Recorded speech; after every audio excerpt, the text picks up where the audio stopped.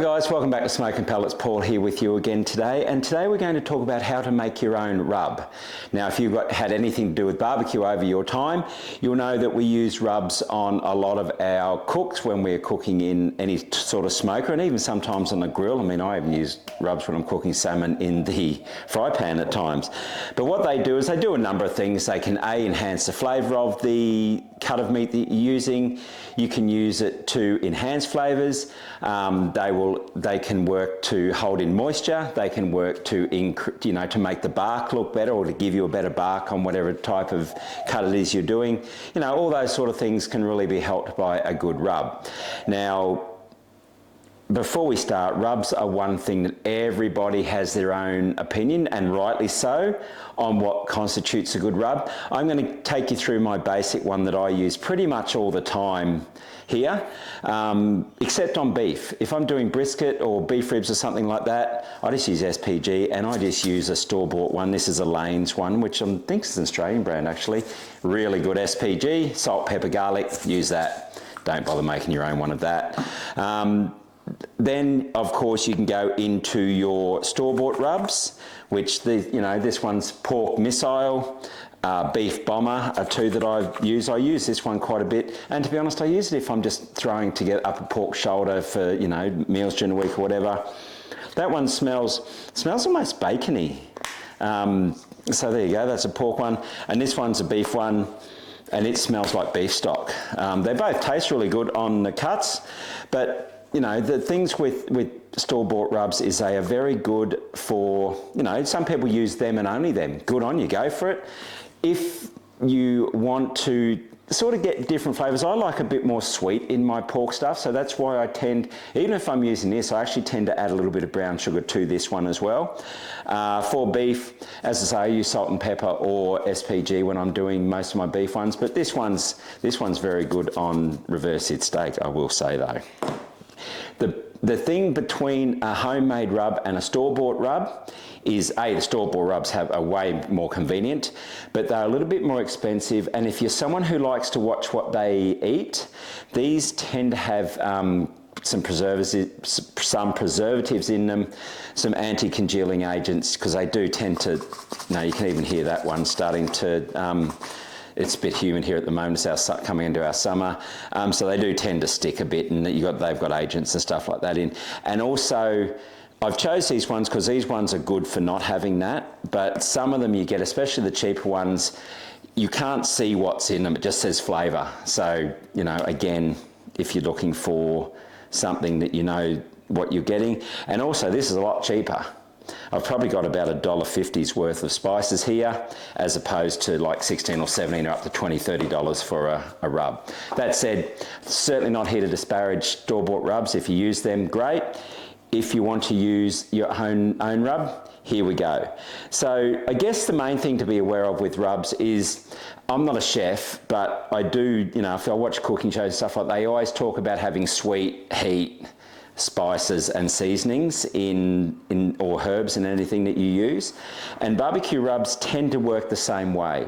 You'll generally always, especially if you're doing pork or something like that, you'll generally always have a sweet. Mine tend to be predominantly based in raw sugar anyway, again, unless I'm doing beef. And then you've got your seasonings, salt, pepper, garlic powder. I guess you could call that a seasoning if you wanted to do that. And of course you could mix the salt, pepper and garlic powder together and make your own SPG.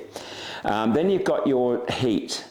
This is something that if you want some heat in it, smoked paprika is good if you just want a little bit of, it does tend to come into a little bit of heat. If you make a mistake and buy hot paprika, trust me, it puts heat in there.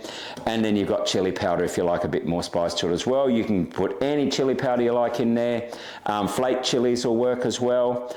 And then you go into your herbs and spices. I have a little bit of cumin here, which I like in my pork rubs. I'm about to do some pork ribs, that's why I've chosen this one. If you're doing lamb, you might add a little bit of rosemary. You might add, if you're doing beef and you like a bit of a stronger rub, you might add some thyme to it. You know what, add whatever you like to it. Some people, I've read in a lot of places, add mustard powder to a lot of their rubs as well. Now the beauty of making your own rub is you can experiment with whatever you like. Look, to be honest, I tend to just do that, throw a bit in, throw sugar in, and then just watch the colours. If it's too red, maybe I've got a bit too much of the paprika and chili, so I'll add a bit more sugar. If it's not red enough, if I can't see any pepper grains in it, I'll add a little bit more pepper, so on and so forth. So to make your own rub, once you've worked that out, what you want to put in it, so you have your seasoning, your sweet, your heat, and your herbs and spices. Once you've worked that out, then you can, I put it on paper here so I can pour it in quicker. So you've got it all in there.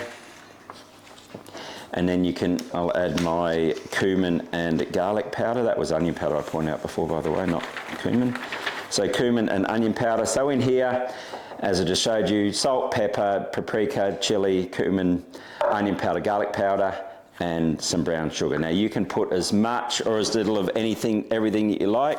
I've made mistakes. I made one the other week and put in way too much cumin. Wasn't great. If you put in too much chili, obviously if you've got people who don't like the spice, they're going to strike that there. So I've mixed that in. Probably needs a little bit more pepper because I didn't put a lot of pepper in it on that bit of paper. So a little bit more pepper there, it's going to make me sneeze. So there is your rub. So that's the homemade rub that I've made. Those ingredients, brown sugar, could maybe add a little bit more brown sugar to that. I think there's quite a bit of red in there. I don't know if you can see that in the camera. There's quite a bit. I'll try and zoom in once I do the video. You can see quite a bit of red in there. So I probably will add just a squeak more, excuse fingers, brown sugar. Mix that around. That's how I make my rub. So I just sort of mix them around until I like the colour and go from there. You see on the cooking shows, people say, oh, I've got my famous barbecue rub, you know, and they'll often tell you what's in it. Seeds, crushed seeds is a good one. A lot of people even make their own mortar and pestle. I've seen, they get the cumin seeds or even, I saw one the other week where we call it oregano. If you like that gets crushed up and put in there, and that apparently adds quite a good flavour as well. I haven't got any herbs in here, just spices. And that rub is ready to go. So that is how to make your own rub. Once you've done that, I've got some pork ribs here. I use a binder. Now, some people like binders, some people don't like binders. I'm not really here to discuss the ins and outs of binders. I'm just using some American mustard. Binders tend to keep I've ripped the membrane off this, so I'm going to just rub some binder on that. Binders help mix keep the rub attached to the meat, or on the meat. I don't know if attached is the right word. And it also allows it to hold, which can give it a better bark and that sort of stuff as well. You can use anything you like as a binder. On beef, I tend to just use olive oil if I'm using just salt and pepper. I've got the